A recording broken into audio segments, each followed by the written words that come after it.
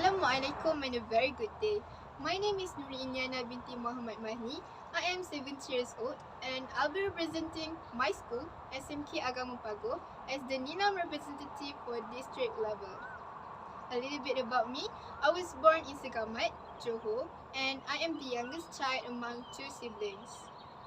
In my school, I had a position as the student leader board, and I've joined a lot of online activities throughout last year, such as Malaysian Future Leader School, Tier 2 in Cohort 4. I also helped teachers, had some events, and took part in managing orientations as well. Most of the time, I spend my leisure time reading books. Reading books allows me to escape from my busy and hectic world. Hence, let's jump to the next topic. When it comes to fiction, Green News Day is definitely my cup of tea. I spent almost a week for this book. This book was written by Hafsah Hamid, who has been awarded the National Book Award in 2019 for the Best English Novel. For information, this book is the 10th book written by her. This book is softcover and contains 324 pages with 20 chapters in total. This book was published by Iman Publication in 2021. Without wasting any time, let me read some synopsis from this book. Amy is a 30-year-old doctor, yet an introvert who strives to live a meaningful life and choosing to focus on enjoying the company of her friends.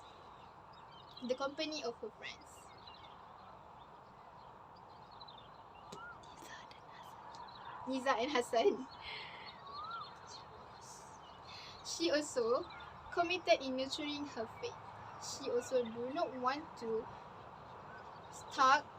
be stuck with any relationship before marriage because she believes in her heart that God has chosen someone special for her. Besides, relationship before marriage is prohibited in Islam. In her family, Amy close with her father rather than her mother Rohana because her mother keep forcing her to marry a guy she introduced. But still, Amy doesn't want to settle down with just anyone and doesn't want to be that someone that a one guy settles for. Amy felt extremely sad because her own mother do not understand her. But one day, the unexpected presence of someone from her friend past stirs up feeling within her, Rashid. Rashid is a gentleman who is bravely confessed to Amy and asked her to be his wife. Amy said yes with butterflies in her guts. And they happily married. But turns out, after 9 months being married, Rashid was diagnosed with brain cancer stage 1. Amy felt devastated and kept wondering whether God punishing her for not obeying her mom. Luckily, her friends, Niza and Hassan, will always be there and comfort her by counseling her to believe and be patient with God's decrees and His planning. Why? Because God would not test us or burden us more than we can bear. Then Amy surrendered herself to the one whose love is eternal. At the end of the story, Rashid survived and his cancer has been cured into complete remission and they both live happily together with their children. What a beautiful story! The lessons that I got from this book is, first, patience is of utmost importance. Sometimes it takes longer to reach one's goal and destination because life is not a race. Life is not a race to see who gets there first, but it's all about endurance to see and living it according to the will of God.